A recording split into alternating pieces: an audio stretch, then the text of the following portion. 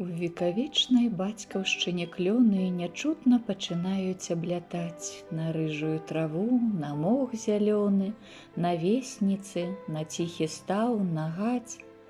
Зямля глядзіць азёрамі вачыма на ясны свет, што стыне ў красе, як чыста, бы святло абшары вымыла, як ціха, быццам зніклі людзі ўсе. Адвечная мая, студзёных росах, як летась, як мільёны год таму, ляцяць на ветры косы рыжай восені і кліча лісце ў жоўты сум зіму. На вуснах стыне горкі смак рабіны, цалую іх, халодныя, як лёд.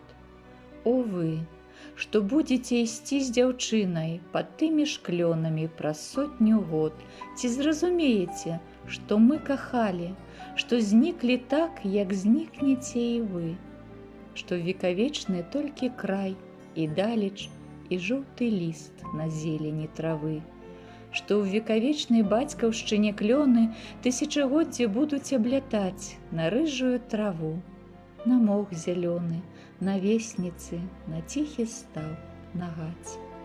Што нездарма яны засілак рудых, калі ідзеш увосень па зямлі, раняе золата пад ногі людзям, каб мы яе любілі і бераглі.